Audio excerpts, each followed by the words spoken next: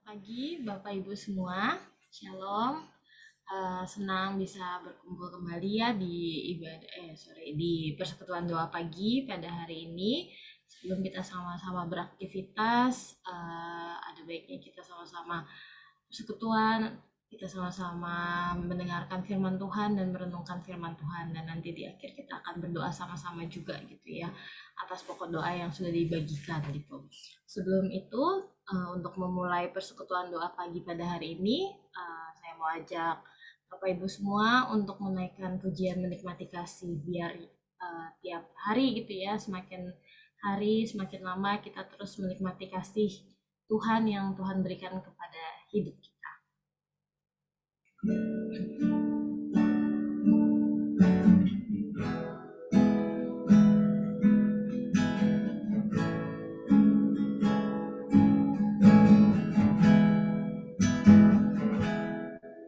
Saat ini berhadapan denganmu,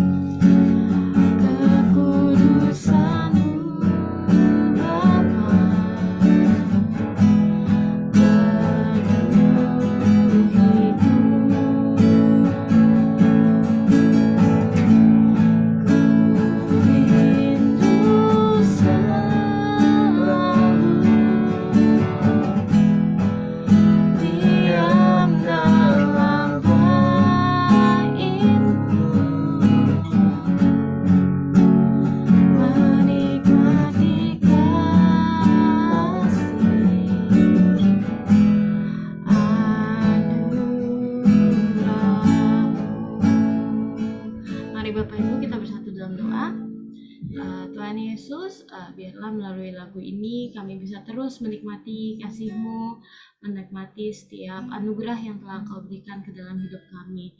Begitu banyak hal yang telah Kau perbuat dalam kehidupan kami, dan kami betul-betul sungguh bersyukur ya Tuhan atas segala kebaikan dan segala kasih-Mu dalam hidup kami.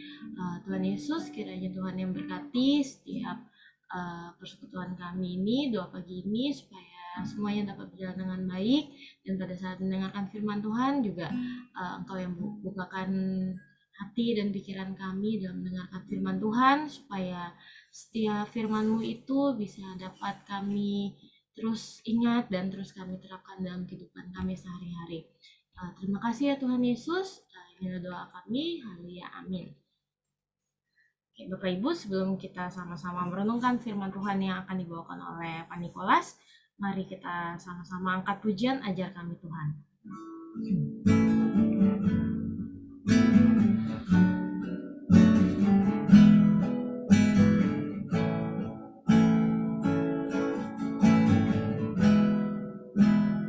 Ajar kami Tuhan, menghitung hari-hari, agar kami beroleh hati bijaksana. Ajar kami Bapa, ajar kami Bapa,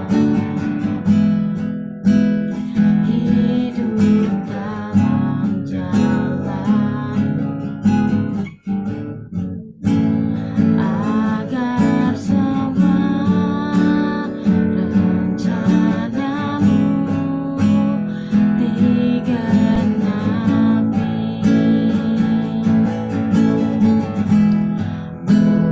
Mulialah nama-Mu Tuhan, dan ajaib jalan-Mu. Pimpin kami di setiap waktu. Besar setiamu Tuhan, agunglah karya-Mu. Yesus, kami bersyukur padamu. Mulialah nama-Mu, mulialah nama-Mu Tuhan, dan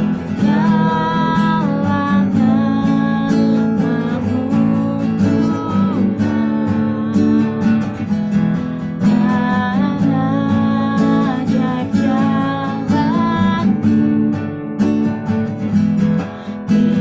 Pimpin kami di setiap waktu. Besar setiamu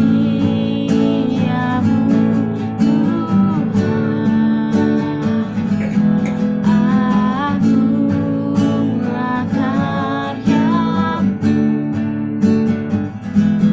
Yesus, kami bersyukur padamu.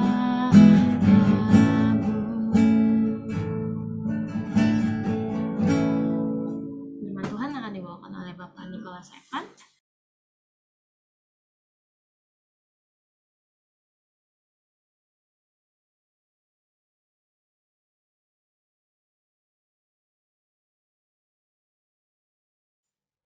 Ya, Shalom, selamat pagi Bapak Ibu Saudara. Bersyukur pagi hari ini kita boleh kembali bersama-sama bersekutu dalam persembahan doa pagi ini, dan kita boleh sekali lagi merenungkan kebenaran firman Tuhan. Mari sebelum kita bersama-sama merenungkan kebenaran firman Tuhan, kita mengambil waktu sejenak dan kita berdoa mempersiapkan hati dan pikiran kita. Mari kita berdoa Bapak Ibu Saudara. Bapak yang bersaudara, kami bersyukur pagi hari ini kami boleh bangun dengan tubuh yang sehat, dengan pikiran yang segar, dan kami boleh memulai hari kami dengan bersama-sama bersekutu untuk memuji Tuhan, mendengarkan firman Tuhan, dan bersama-sama berdoa. Kami mau serahkan Tuhan untuk persoalan kami pada hari ini, secara khusus untuk memberikan firman Tuhan ini, dan kiranya kami boleh mengerti, memahami, lebih boleh melakukannya dalam kehidupan setiap kami. Kami serahkan semuanya dalam tangan Tuhan Yesus. Di dalam nama Tuhan Yesus kami serahkan untuk renungan firman Tuhan pada pagi hari ini. Amin. Hari ini saya mau membagikan satu buah renungan yang dulu waktu di kampus saya terberkati melalui sebuah renungan ini, Bapak Saudara. Jadi teman saya membawakan sebuah renungan ini tentang kepuasan sejati, dan saya rindu juga untuk membagikan sebuah renungan ini bagi kita semua. Ya Bapak Saudara, sebagai orang Kristen, saya yakin sudah sewajarnya ya, dan sudah seringkali kita dengar bahwa kebahagiaan sejati atau kepuasan sejati kita sebagai seorang manusia itu adalah relasi dengan Allah. Jadi kalau kita sebagai anak-anak Tuhan, kita sebagai orang Kristen ditanya, apa sih yang menjadi kepuasan sejati kita? Kita dapat dengan mudah mengatakan bahwa yang menjadi kepuasan sejati kita itu adalah relasi dengan Allah. Nah, saya mau ajak kita semua untuk membuka satu bagian firman Tuhan dari Filipi pasal 3 ayat yang ke-7 sampai ayat 14.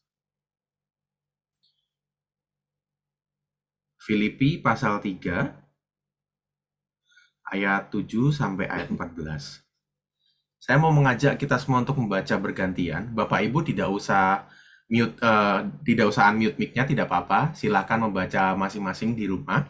Tapi kita akan saling bergantian ya Bapak Ibu. Saya akan baca ayat ke-7. Bapak Ibu silakan baca ayat yang ke-8 dari rumah masing-masing. Dan begitu seterusnya. Jadi saya ayat yang ganjil, Bapak Ibu ayat yang genap ya. Filipi pasal 3 ayat 7 sampai ayat 14. Filipi 3 ayat yang ke-7. Tetapi apa yang dahulu merupakan keuntungan bagiku, sekarang kuanggap rugi karena Kristus. Silakan Bapak Ibu ayat yang ke-8.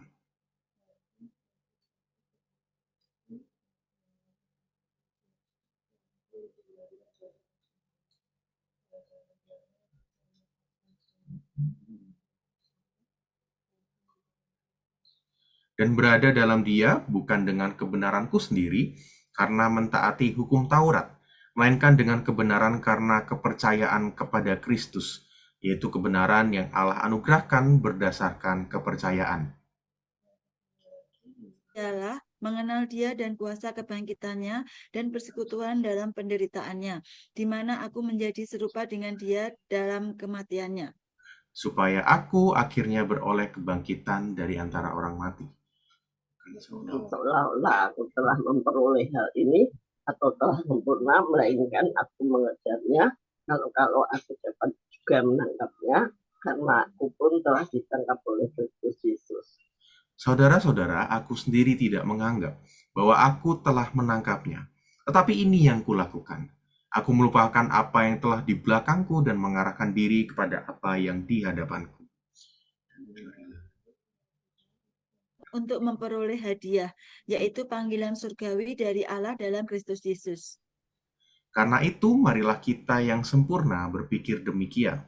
Dan jikalau lain pikiranmu tentang salah satu hal, hal itu akan dinyatakan Allah juga kepadamu.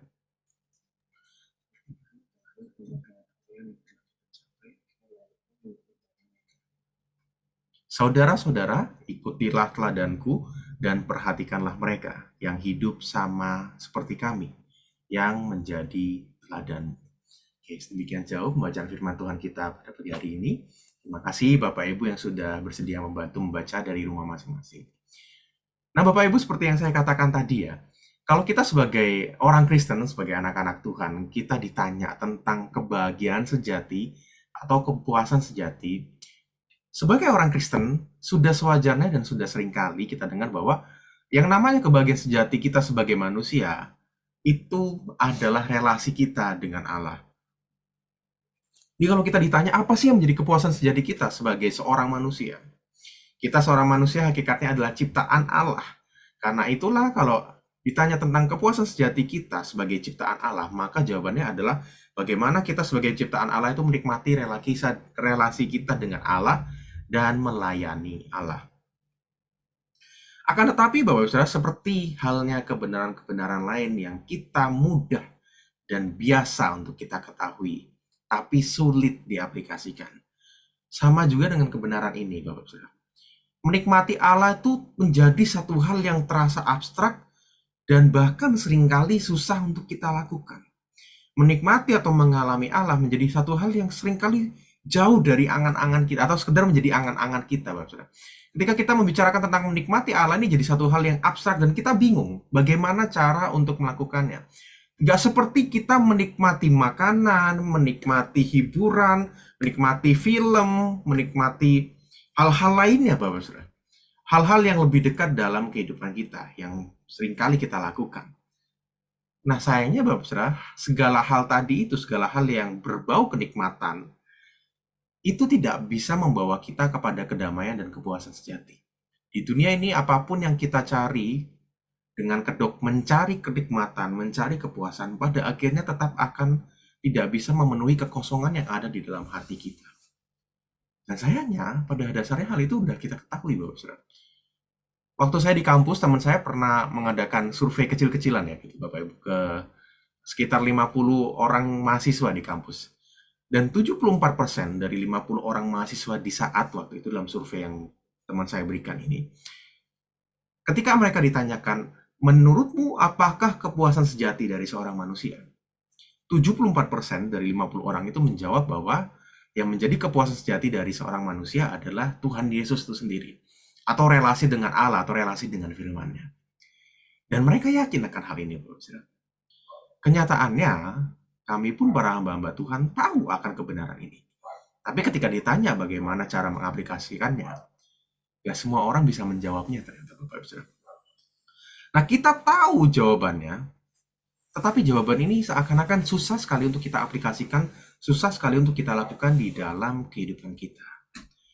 Dan ini senada ya, sesuai dengan apa yang dikatakan oleh seorang pendeta bernama Edmund Chan, seorang penulis buku juga, dan salah satu bukunya kita kenal dan cukup banyak yang membaca tentang pemuritan, yaitu A Certain Kind. Nah, dalam bukunya ini Edmund Chan mengatakan seperti ini, Bapak Saudara. Kebenaran itu tidak akan bisa mengubah kehidupan. Tetapi kebenaran yang diterapkan, kebenaran yang diaplikasikan itulah yang baru akan bisa mengubah kehidupan seseorang. Jadi, meskipun kita tahu banyak kebenaran, otak kita penuh dengan segala hal tentang firman Tuhan, tentang kebenaran, itu tidak akan bisa mengubah kehidupan kita kalau kita tidak menerapkannya, kalau kita tidak mengaplikasikannya, kalau kita tidak melakukannya di dalam kehidupan kita. Dan ini yang jadi penyakit orang-orang Kristen dari zaman dulu sampai sekarang, Bapak Ibu. Banyak orang-orang yang melihat orang Kristen pada akhirnya tidak bisa mengikut Kristus, tidak bisa jadi orang percaya. Termasuk Mahatma Gandhi ya, salah satu orang yang terkenal. Kenapa? Karena orang Kristen tahu banyak kebenaran, tapi pada akhirnya tidak bisa melakukan kebenaran itu. Mereka tidak bisa meneladani apa yang Tuhan mereka, apa yang Kristus lakukan. Nah, jadi sekarang pertanyaannya, kenapa Bapak Saudara? Mengapa kita seringkali kesulitan untuk mengalami Allah, untuk menikmati Allah tersebut? Atau lebih jauh lagi pertanyaannya, kenapa seringkali dalam kehidupan kita sulit untuk memilih Allah daripada hal-hal lain yang menurut kita jauh lebih memuaskan kita? Hal-hal yang pada akhirnya hanya memberikan kita kepuasan secara semu. Kenapa kita lebih mudah memilih hal itu daripada memilih Allah? Nah, Bapak Saudara, pertama-tama satu hal yang harus kita ketahui, kita hidup dalam sebuah zaman teknologi yang berkembang, di mana banyak sekali informasi, banyak sekali media pengetahuan yang memborbardi kita dengan kepuasan-kepuasan palsu dari berbagai hiburan, dari berbagai kebahagiaan duniawi yang ditampilkan. Dan sudah pasti, berbagai kepuasan-kepuasan palsu tadi itu menolong kita untuk tidak memilih Allah yang abstrak dan tidak instan. Karena bagi kita lebih baik kita memilih kepuasan-kepuasan palsu yang semu tadi, tapi kelihatan jauh lebih nyata, jelas lebih nyata di hadapan kita, daripada kita memilih Tuhan yang kelihatannya abstrak dan sangat jauh, gitu Bapak Ibu Saudara. Dan kita hidup di sebuah zaman yang menekankan perasaan, Bapak Saudara.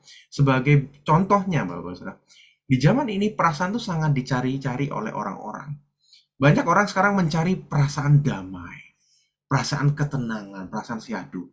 Saat ini salah satu hal yang menjadi tren adalah salah satu tren yang saya ketahui ya, Bapak, banyak sekali orang-orang Jakarta, entah itu mungkin orang-orang artis, influencer dan orang-orang terkenal lainnya, mereka pergi ke Bali, mereka ikut satu ritual dalam tradisi Bali, betul Bapak Saudara, karena mereka merasa mereka perlu mencari ketenangan, mereka perlu mencari kedamaian. Nah, jadi mereka ikut meditasi-meditasi dalam agama Hindu yang diajarkan pada uh, di Pulau Bali sana, dan mereka merasa setelah melakukan itu mereka mendapatkan ketenangan.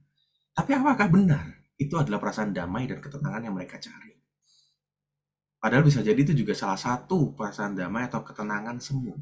Kepuasan palsu yang hanya mereka dapatkan secara instan namun hanya sementara, Bapak Ibu. Bahkan di dalam gereja pun tidak jarang kita melihat bahwa banyak sekali jemaat-jemaat Tuhan yang lebih fokus memikirkan tentang musik, tentang suasana ibadah, tentang bagaimana mereka merasakan mengalami kehadiran Allah, tapi mereka tidak memikirkan bagaimana komit mereka sebagai murid-murid Tuhan. Jadi yang mereka fokuskan, pikirkan itu hanya sekedar mengenai bagaimana perasaan mereka itu yang dipentingkan, tetapi pemuritan malah ditinggalkan. Jadi tidak aneh lagi kalau pada akhirnya pengajaran tentang firman Tuhan itu jadi satu hal yang dihindari, dan pengalaman hidup jadi satu hal yang ditinggikan. Bapak tidak berlebihan kalau kita menganggap bahwa kekristenan, agama Kristen saat ini sedang di ujung tanduk. Karena di dalam agama Kristen sendiri, kenyataannya banyak sekali anak-anak Tuhan yang malah fokus mencari kepuasan-kepuasan palsu, keinginan-keinginan semu, kepuasan semu yang berupa keinginan-keinginan instan di dalam kehidupan kita sebagai jemaat-jemaat Tuhan. Sedangkan sekali lagi kita melihat di dalam firman Tuhan, bahwa untuk menjadi pengikut Kristus itu adalah satu hal yang sulit, satu proses yang sulit yang harus kita lalui.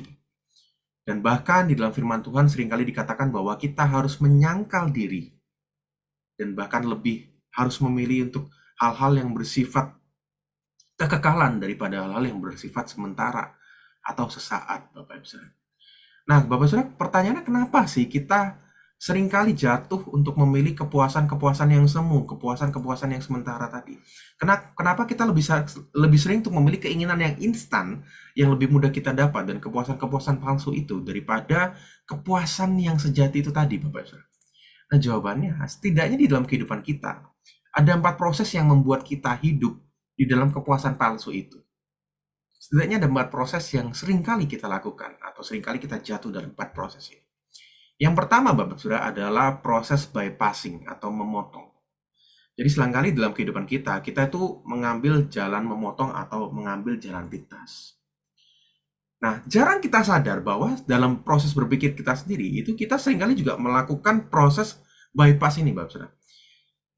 Ketika kita sudah terbiasa berpikir, kita akan melompati proses berpikir yang sudah biasa kita lalui, Bapak Saudara. Contohnya, kalau ada kursi di hadapan kita, Bapak Saudara, kalau waktu kita masih kecil dan kita mau duduk di kursi, biasanya akan ada beberapa proses berpikir yang kita lalui.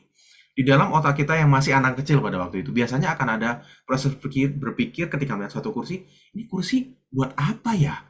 Kok bentuknya seperti ini? Ini benda apa sih? Terus terbuat dari apa? Dan pertanyaan yang terakhir, kira-kira aman nggak ya kalau saya duduk di kursi tersebut?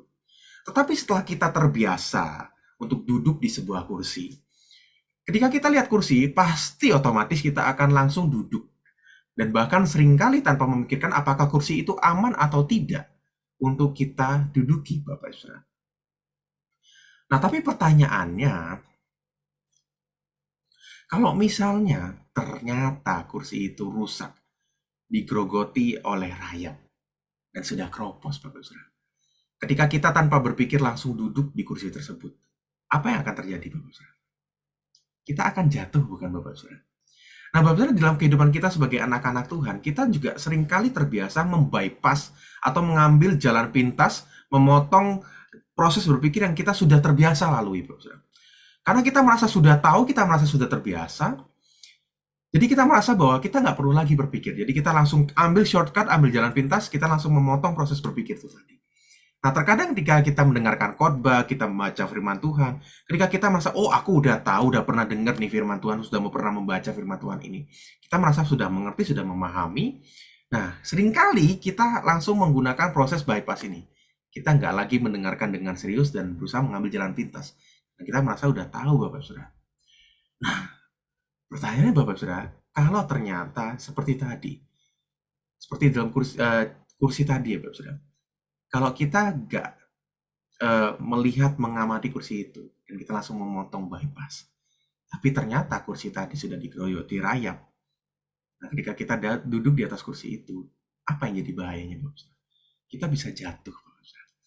Nah, jangan-jangan Bapak Saudara di dalam kehidupan kita sehari-hari sebagai anak-anak Tuhan, kita juga duduk di sebuah kursi yang pada akhirnya membuat kita jatuh tanpa kita sadari. Karena kita sudah duduk di atas kursi itu setiap hari dan kita berpikir, oh ini kursi yang aman, gak ada yang masalah. Kita terbiasa untuk membypass, mengambil shortcut atau jalan pintas.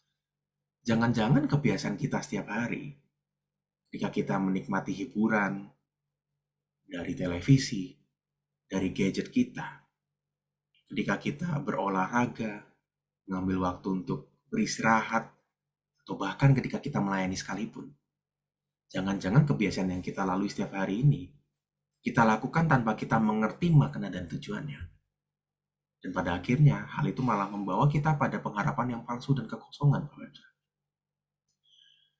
Nah, Bapak Saudara, kita harus berhati-hati. Jangan-jangan ternyata di dalam kehidupan kita sehari-hari pun, karena kita terbiasa membypass, terbiasa mengambil jalan pintas. Ternyata hal-hal yang kita lakukan sehari-hari itu, kita nggak tahu makna dan tujuannya. Dan bisa jadi hal-hal yang kita lakukan itu malah membawa kita kepada kepuasan-kepuasan palsu. Bukan kepuasan sejati yang kita cari.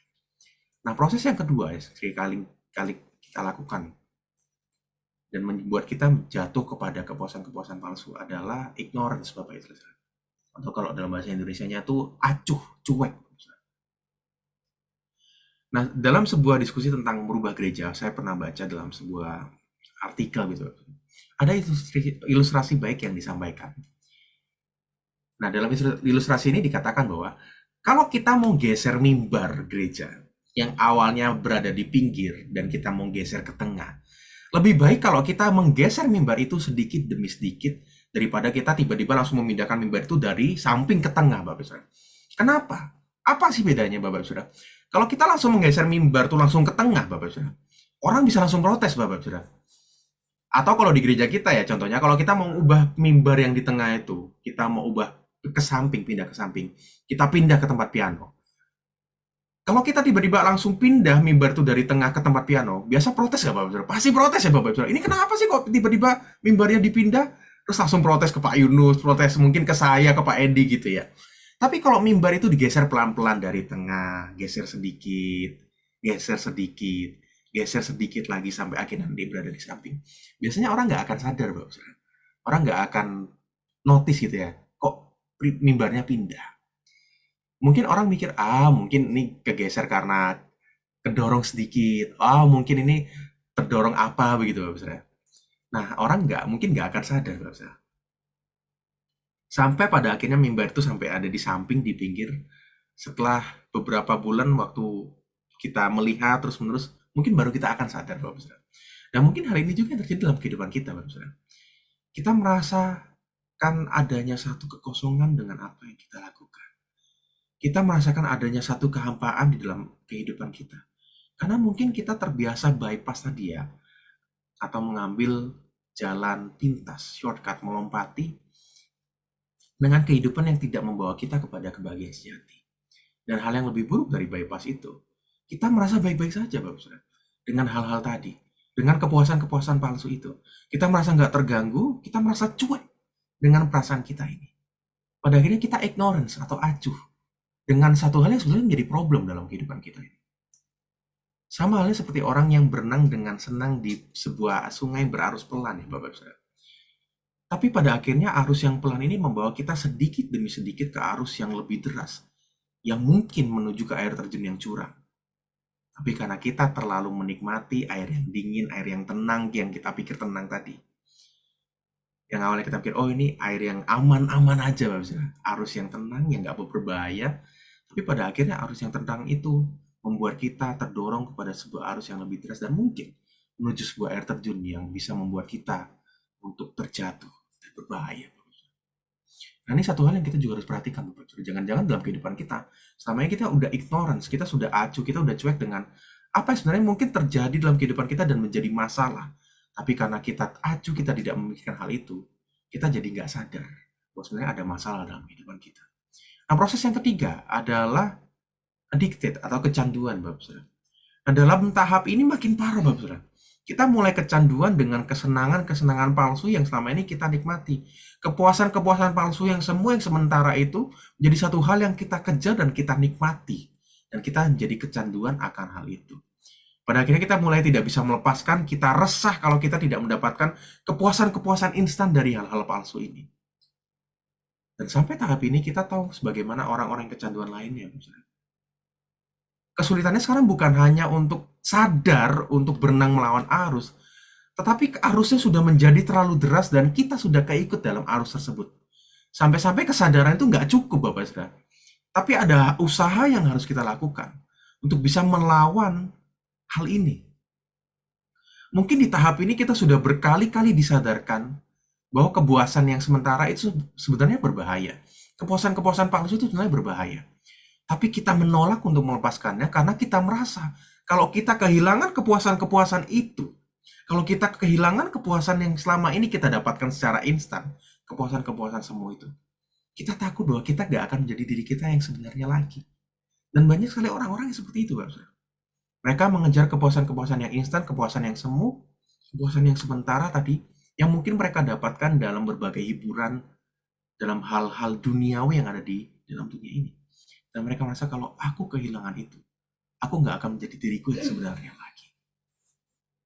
Dan ini satu hal yang berbahaya, Bapak Ibu. Dan proses yang terakhir, yang pada akhirnya membuat kita terus mengejar kepuasan palsu adalah self-denial. Atau kita menolak realitas yang sebenarnya. Atau bahkan menolak diri kita yang sebenarnya, Bapak Ibu. Pernahkah kita melihat dalam sebuah keadaan yang berduka, ya, Bapak, ketika seseorang kehilangan seorang yang ia kasihi, dan orang tersebut berkata, enggak, aku nggak mau terima ini semua hanya mimpi, ini semua nggak mungkin terjadi. Nah, kenapa orang-orang yang berduka seringkali memiliki rasa pikiran seperti itu? Mereka seringkali memaksa dirinya berpikir bahwa ini hanyalah mimpi. Ini bukanlah suatu realitas, ini bukanlah satu hal yang benar-benar terjadi dalam kehidupan mereka. Karena mereka ingin menolak realitas yang terjadi. Mereka ingin menolak kenyataan yang terjadi. Dan mungkin inilah tahap terburuk yang terjadi dalam hidup kita. Ketika kita sudah benar-benar kosong, ketika kita sudah benar-benar kecanduan dengan berbagai kepuasan palsu tadi, kita akan sangat susah untuk kembali kepada kepuasan yang sejati itu. Kenapa? Karena kita merasa realitas atau kenyataan akan kepuasan sejati itu menyakitkan dan sangat susah. Dan bagi kita, kepuasan palsu yang kita dapatkan itu lebih dapat memberikan keamanan, lebih dapat memberikan rasa tenang. Sampai akhirnya kita nggak ngerti lagi mana yang merupakan kepuasan yang sejati, mana yang merupakan kepuasan semu yang hanya sementara. Karena bagi kita, kepuasan yang semu tadi itu merupakan kepuasan sejati buat kita. Nah, di dalam dunia ini juga sama, banyak sekali kebenaran-kebenaran yang diputarbalikkan. Di zaman sekarang kalau kita nggak hati-hati, pada akhirnya kita hanya akan mengejar perasaan-perasaan yang sementara. Kita hanya akan terus mencari sensasi-sensasi, bahkan di dalam Tuhan pun. Banyak sekali anak-anak Tuhan yang pada akhirnya hanya mencari sensasi atau sebuah perasaan sementara di mana mereka bisa mengalami hadirat Tuhan. Jadi kalau mereka beribadah, mereka nggak mengalami hadirat Tuhan. Bagi mereka, aku belum beribadah. Aku belum ketemu Tuhan. Itu harus hati-hati, Bapak Ibu. Kelihatannya baik ya, Bapak Ibu. Tapi jangan-jangan hal-hal yang kelihatan baik itu pada akhirnya juga menjadi kepuasan palsu. Kepuasan semua yang kita kejar. Dan kita malah tidak mengejar Kristus pribadi dan karya Kristus sendiri. Dan malah mengejar sensasi dari mengalami hadirat Tuhan itu. Nah, Bapak Saudara, kalau kita sudah sampai di tahap ini ya, Bapak Saudara. Kalau kita sudah sampai di tahap denial atau menolak realitas, menolak kenyataan, susah sekali untuk kita bisa menghadapi kenyataan yang menyakitkan dan kesulitan dalam kehidupan kita. Kita akan selalu mencari instan, satu hal yang instan, mencari kepuasan palsu. Yang pada akhirnya ini merebut kita dan membuat kita hilang arah dan lupa akan apa yang menjadi kepuasan sejati dalam kehidupan kita. Nah, keempat proses tadi, bypassing, ignorance, addicted, dan self-denial ini. Kalau disingkat tuh jadi kata bias ya Bapak Saudara. Bias ya, betul seperti halnya pensil yang terlihat bengkok kalau kita taruh ke dalam air ini. Nah, keempat proses ini pada akhirnya juga bisa membuat kita bias untuk melihat segala sesuatu. Kita gagal untuk melihat segala sesuatu. Kita gagal untuk melihat apa yang benar, untuk melihat kebenaran yang sebenarnya. Dan kenapa pada akhirnya kita menjadi bias? Karena kita gagal untuk melihat zaman di mana kita tinggal saat ini. Nah, kata ini mungkin yang sangat cocok ya untuk menggambarkan kegagalan kita untuk melihat zaman. Sama seperti apa yang dikatakan oleh Tuhan Yesus, apa yang dikeluhkan oleh Tuhan Yesus dalam Matius pasal 16 ayat 1-4. Bahwa Tuhan Yesus mengatakan kepada orang-orang yang mampu membaca cuaca, kalau kita lihat dalam bagian itu, tapi gagal membaca tanda zaman. Nah, itulah juga yang mungkin sedang kita alami. Kita gagal melihat zaman. Nah, pertanyaannya adalah apakah kita selama ini sudah berjaga-jaga terhadap zaman ini, Bapak Saudara? Atau jangan-jangan kita sudah ikut arus, sudah ikut dikendalikan oleh apa yang sedang zaman ini lakukan. Dan kita sama seperti orang-orang lain di luar sana yang gak punya Tuhan. Apakah kita sering mengalami kehampaan, kekosongan dalam hati kita? Atau bahkan kita membiarkan diri kita untuk digeser pelan-pelan, diarahkan pelan-pelan oleh arus zaman, dan membiarkan diri kita terus-menerus digerus oleh arus zaman ini. Nah, Bapak Ibu Saudara, dalam teks Filipi pasal 3 ayat 7-14 yang kita baca tadi, kita bisa melihat bahwa Paulus menggambarkan dirinya sangat puas dalam relasinya dengan Kristus. Paulus tidak mudah untuk dialihkan, terbawa oleh arus dan menikmati kepuasan-kepuasan palsu. Tapi dia sangat puas dengan relasinya dengan Kristus. Dan hal inilah yang membawanya untuk menjadikan surat Filipi ini menjadi sebuah surat sukacita, Bapak Saudara. Karena kalau kita baca, ada 12 kali kata sukacita. Dari total 94 kali kata sukacita yang ada di dalam Perjanjian Baru. Jadi dari 94 kata sukacita yang ada dalam Perjanjian Baru, 12 kali kata sukacita ini muncul dalam surat Filipi. Mengenai surat ini dikenal sebagai surat sukacita yang dituliskan oleh Paulus. Nah, pertanyaannya, padahal waktu itu Paulus berada dalam penjara, Bapak Saudara. Nah, pertanyaannya bagaimana Paulus yang dalam keadaan seperti ini, Paulus yang dalam situasi di penjara ini, dia bisa menuliskan sebuah surat sukacita. Apa yang membuat Paulus bisa seperti ini, Bapak Saudara? Nah, Paulus semenjak pertobatannya menjadi orang yang menggebu-gebu dalam pelayanannya dan dalam kasihnya kepada Tuhan. Kehidupannya tidak pernah berhenti merefleksikan kasih Tuhan yang ia tangkap ketika dia dalam perjalanan ke Damaskus itu. Dan salah satunya, Bapak Saudara, pandangannya terhadap diri sendiri itu meningkat. Ia semakin bisa melihat anugerah Allah semakin nyata dalam kehidupannya. Seperti yang dinyatakan dalam surat-surat yang dia tulis. Dan tidak berhenti di sana, Bapak Saudara. Paulus juga tidak ignorance. Paulus juga tidak acuh, tidak cuek terhadap keadaan hatinya yang bermasalah. Ketika ia mengalami masalah yang disebutnya dengan duri dalam daging, Paulus mengatakan semuanya itu kepada Tuhan dan Tuhan menjawabnya. Dalam kelemahanmu lah kuasaku menjadi sempurna. Dan pada akhirnya Paulus bisa merasakan kembali kasih Allah yang nyata. Dan bukan hanya tidak ignorance, tidak cuek, tidak acuh, Paulus kecanduan, Paulus edik dengan kepuasan sejati untuk mengenal Kristus. Bukannya kecanduan dengan kepuasan-kepuasan palsu, tapi Paulus kecanduan dengan kepuasan sejati itu sendiri. Yang ia katakan bahwa kerinduanku untuk mengenal Kristus, Bapak Saudara. Dan itulah yang membuat Paulus akhirnya bisa melepaskan segala sesuatu dalam hidupnya untuk Kristus dan menganggap segala sesuatu adalah sampah. Bagi Paulus yang dulu adalah keuntungan, sekarang adalah rugi. Karena ia sudah mendapatkan kepuasan sejati, mendapatkan kebahagiaan sejati yang jauh lebih berharga dari segala hal dalam hidupnya itu, Bapak Saudara. Dan kesemuanya ini membuat Paulus tidak menolak kenyataan, tidak denial dengan realita di mana ketika dia mengikut Kristus, dia harus mengalami penderitaan. Semuanya itu Paulus terima. Karena Paulus tahu harga dari kepuasan sejati, kebahagiaan sejati dari mengikut Kristus. Nah, Bapak Saudara, pertanyaannya, bagaimana kita sendiri, agar kita tidak lagi jatuh ke dalam kepuasan-kepuasan palsu, melainkan kita dapat kembali kepada kepuasan sejati itu. Dari dalam kehidupan dan pribadi Paulus gitu ya, Saudara, ada beberapa hal yang kita bisa teladani. Yang pertama adalah kita meditasi dan refleksi diri. Di dalam kehidupan Yesus sendiri pun kita melihat bahwa Yesus sering melakukan meditasi dan refleksi diri ini. Dan ini jadi satu hal yang sangat kita perlukan di tengah zaman yang berjalan begitu cepat, di tengah zaman yang apa-apa serba instan dan cepat ini, Bapak Saudara. Kita perlu momen untuk hening, momen untuk diam dan berpikir, dan pada akhirnya kita bisa mengevaluasi kehidupan kita. Karena di tengah hidup yang serba cepat, serba ramai, serba instan ini, momen untuk hening itu jadi satu hal yang susah untuk kita dapatkan. Jadi satu hal yang langka. Karena ketika kita diam, kita merasa kita nggak produktif. Nah, Bapak Ibu, kita perlu momen untuk meditasi dan refleksi diri ini. Karena ketika kita mengambil waktu untuk berdiam diri, kita merenungkan baik-baik bagaimana kondisi hati kita, kondisi kehidupan kita jadi dapat mengerti. Dan kita tidak dengan mudahnya digeser pelan-pelan seperti mimbar tadi, Bapak Saudara, menuju arus kepuasan palsu. Kesadaran dan kewaspadaan ini adalah buah utama dari refleksi yang tekun, dari meditasi yang tekun, dan pada akhirnya menuntun kita untuk terus belajar menikmati Tuhan. Sekali lagi, Bapak Saudara, meditasinya harus meditasi yang benar, Bapak Saudara. Jangan sekedar seperti yoga atau seperti yang dicari-cari oleh artis-artis tadi di Bali, Bapak Saudara.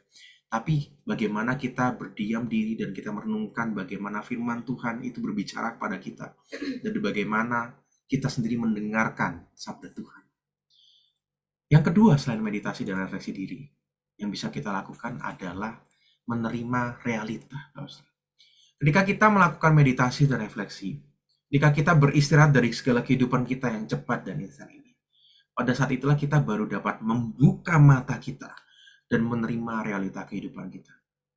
Kalau kita nggak mengambil waktu untuk berdiam, untuk bermeditasi dan berefleksi, kita akan susah untuk membuka mata dan menerima realita kita.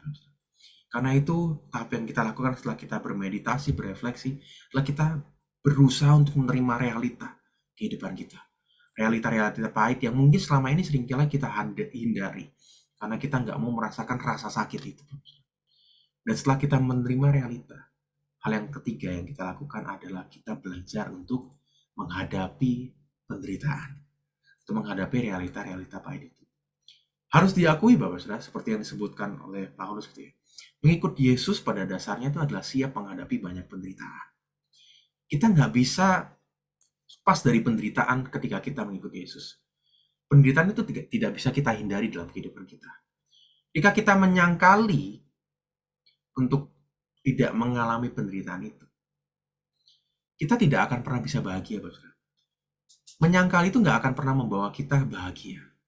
Tetapi ketika kita menyelesaikan, ketika kita menghadapi dan berusaha menjalani penderitaan itu, maka pada saat itulah kita dapat menjalankan atau melanjutkan kehidupan kita. Dan pada saat itulah hal itu dapat memberikan kita kepuasan. Kalau kita memang sulit untuk menerima penderitaan itu, Bapak, ingatlah bahwa Tuhan kita rela menyangkali kenyamanannya, rela menyangkali apa yang selama ini membuat dia nyaman ketika ia berada di tahta surga. Tapi ia rela menyangkali kenyamanannya dan ia mau menghadapi penderitaan. Supaya dia dapat menikmati relasinya bersama dengan kita. Dan kita pun dapat menikmati relasi Allah itu bersama-sama dengan Tuhan. Dan kalau kita memang merasa penderitaan yang kita alami itu tidak sebanding dengan penderitaan Kristus, maka kita tidak layak untuk menjadi orang-orang Kristen, untuk menjadi pengikut-pengikut Kristus Tuhan. Kita perlu memikirkan kembali bahwa apa yang harus kita lakukan ketika kita mengikut Kristus ini. Bapak Saudara, kebaikan Yesus dan anugerahnya yang lembut itu menuntut Paulus untuk memahami bahwa kepuasan sejati ialah menerima Yesus apa adanya. Dan begitu pula dengan kita, Bapak Saudara. Kepuasan sejati itu bisa kita dapat kembali ketika kita mau menerima tugas dan konsekuensi dari mengikut Yesus. Kiranya di masa prapaskah ini kita dapat sekali lagi berkomitmen untuk menerima salib Kristus sebagai bagian dari kehidupan untuk mengikut Dia. Dan sebagai gantinya kita dapat menerima undangan Kristus yang akan memberikan kelegaan, kedamaian, dan kepuasan sejati bagi kita. Kiranya Tuhan menolong kita. Mari kita berdoa berbeda. Tuhan Yesus, firman-Mu sudah diberitakan. Tolong kami Tuhan untuk boleh mempercayainya, terlebih melakukannya di dalam kehidupan setiap kami. Hanya di dalam nama Tuhan Yesus kami serahkan setiap kami di dalam tangan-Mu. Amin.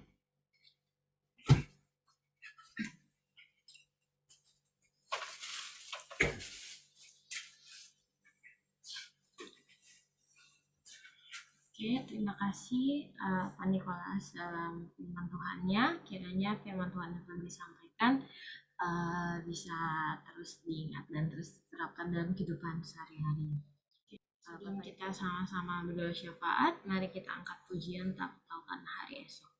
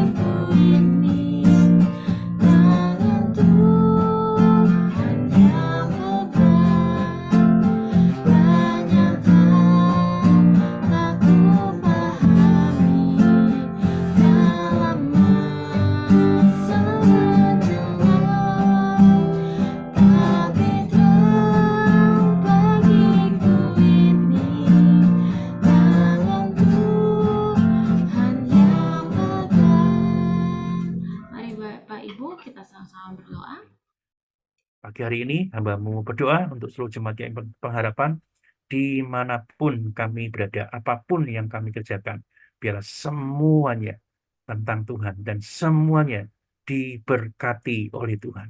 Terima kasih ya Tuhan. Di dalam nama-Mu Yesus Kristus Allah kami yang hidup, kami berdoa. Amin. Kita pujikan Bapa, terima kasih. Bapa, terima kasih. Bapa, terima kasih. Bapa di dalam